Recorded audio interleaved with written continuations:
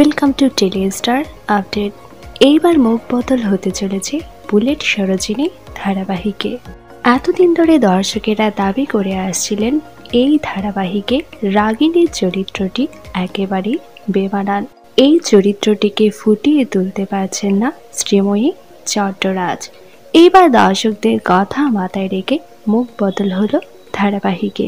অভিনেত্রী শ্রীময়ী চট্টরাজ জানিয়েছেন, তিনি শুরুতে জানতেন না 4 জন বড় বড় সন্তানের ছেলে মেয়ের মা হতে হবে তাকে। মাত্র 27 বছর বয়সে 57 বছর বয়সী মহিলাকে ফুটিয়ে তুলতে পারছেন না তিনি, তাই ধারাবাহিক ছাড়লেন মাঝপথ। এইবার থেকে বুলেট সরোজিনী ধারাবাহিকে রাগিনী চ্যাটার্জির চরিত্রে দেখা যাবে অভিনেত্রী মল্লিকা ব্যানার্জিকে। যদিও অনেকদিন ধরেই দর্শকেরা চাইছিলেন এই চরিত্রের মুখ বদল করা হোক।